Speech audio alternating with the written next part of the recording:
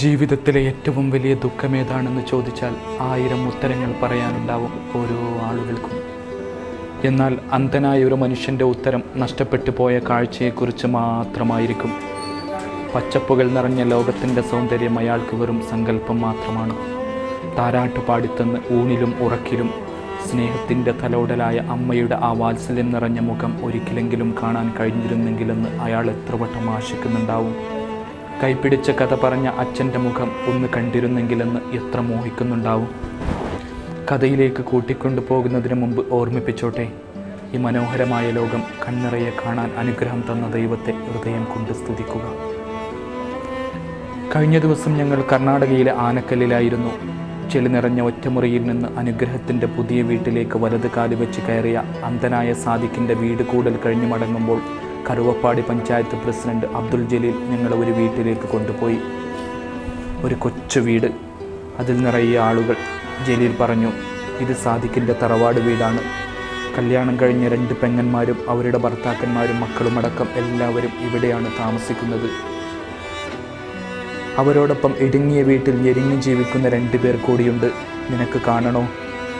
സങ്കട കാഴ്ച കാണാൻ മനസ്സിന് ഇത്തിരി പോലും കരുത്തില്ലെങ്കിലും ഒരു മാധ്യമപ്രവർത്തകൻ എല്ലാ കാഴ്ചകളും കാണേണ്ടവനാണെന്നും എല്ലാ ദുഃഖവും കടിച്ചമർത്തേണ്ടവനാണെന്നുമുള്ള ജേർണലിസം തിയറി മനസ്സിൻ്റെ ഉള്ളിൽ നിറഞ്ഞു.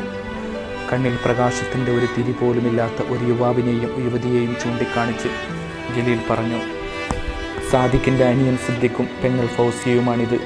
30കാരനായ സിദ്ദിഖും 22കാരിയായ ഫൗസിയും ജന്മനാന്ധരാണ്. ഉപ്പ PM കുഞ്ഞ് 20 വർഷം മുമ്പ് മരിച്ചു. വൈകാതെ ഉമ്മയും മരിച്ചു. കാഴ്ചയില്ലാത്ത അവരുടെ കണ്ണും കാതുമെല്ലാം ഉമ്മയായിരുന്നു. ഉമ്മ മരിച്ചതോടെ ഇരുട്ട് നിറഞ്ഞ അവരുടെ ജീവിതം പിന്നെയും ഇരുട്ടിലായി. കൈപ്പിടിക്കാൻ ഒരാളില്ലെങ്കിൽ ഒരു ചവിട്ട് നീങ്ങാനാവില്ല. എത്രയാണ് മറ്റുള്ളവരെ ബുദ്ധിമുട്ടിക്കുന്നതെന്ന് കരുതി നടക്കാൻ ശ്രമിച്ചാൽ എവിടെയെങ്കിലും തട്ടി വീഴും. അതിനിടയിൽ സിദ്ദിഖിന് കല്യാണം കഴിഞ്ഞു. ഒരു കുഞ്ഞും പിറന്നു. മകൾ ഫരീദയ്ക്ക് ഇപ്പോൾ 2.5 വയസ്സ് പ്രായമുണ്ട്.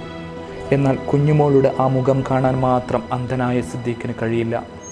ഫൗസിയ അതീവ സുന്ദരിയാണ്. എന്നാൽ കല്യാണ പ്രായത്തിലും എല്ലാ സ്വപ്നങ്ങളെയും അടക്കി പിടിച്ച് കഴിയാനാണ് ആ പാവത്തിൻ്റെ വിധി. എന്നാൽ അതൊന്നുമല്ല, കയറിക്കിടക്കാൻ ഒരു കൊച്ചു വീടാണ് ഫൗസിയയുടെയും സിദ്ദീഖിൻ്റെയും സ്വപ്നം. കാഴ്ചയില്ലാത്തവർ കാണുന്നവരോടെല്ലാം പറയും, അധ്വാനിച്ച് വീടുണ്ടാക്കാൻ ഞങ്ങൾക്കാവില്ല, നിങ്ങളൊക്കെ ഒന്ന് സഹായിക്കണം. അതിനിടയിൽ കറുവപ്പാടി പഞ്ചായത്ത് അവർക്ക് വീട് നിർമ്മിക്കാൻ സ്ഥലം നൽകി. എന്നാൽ വീടെന്ന സ്വപ്നം ഇനിയും വിദൂരമാണ്. കുറേ കൊല്ലമായി ഞങ്ങളിവിടെ ഇത് 3 പേർക്കും കണ്ണുകന്നി കാഴ്ചയില്ലാതെ ഞങ്ങളൊരു പഴയ ഞങ്ങളെ ഉപ്പാൻ്റെ വീട്ടിലാണ് ഉള്ളത്. അപ്പോൾ ഇതിലിപ്പോൾ 2 പെങ്ങന്മാരും അവർ കല്യാണം കഴിഞ്ഞിട്ട് ഒരു കുട്ടികളും അവരുമാണ് ഉള്ളത്. അപ്പോൾ എനിക്കൊരു വീട് ആവശ്യമാണ്. അപ്പോൾ എനിക്കൊരു വീടൊന്ന് നിർമ്മിക്കാൻ എന്നെ കൊണ്ടൊന്നും കഴിയുന്നില്ല. അപ്പോൾ എല്ലാവരും എനിക്കും ഒരു വീടിൻ്റെ ഒരു സഹായം, പെങ്ങൾക്കും എനിക്കും നിങ്ങളെല്ലാവരും ഞങ്ങൾക്ക് എന്തെങ്കിലും വീടിൻ്റെ ഒരു സഹായിക്കണം. ഇരുന്നിരുന്നു മടുക്കുമ്പോൾ അവർ 2 പേരും നടക്കാൻ ശ്രമിക്കും. പലപ്പോഴും തട്ടി വീഴും.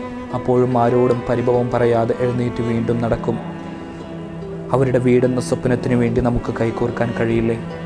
കൺമുന്നിൽ മനോഹരമായ വീടുണർന്നാലും അവർക്കൊരിക്കലും അതിനെ കണ്ണിറയെ കാണാൻ കഴിയില്ല. എങ്കിലും മഴയും വെയിലും ഏൽക്കാതെ കയറിക്കിടക്കാൻ ഒരു കൊച്ചു കൂര, അതാണ് അവരുടെ സ്വപ്നം. ക്യാമറമാൻ ഗണേഷ് പൈക്കിയോടൊപ്പം എബി കുട്ടിയാനം, ന്യൂസ് ബ്യൂറോ, കാസർഗോഡ്.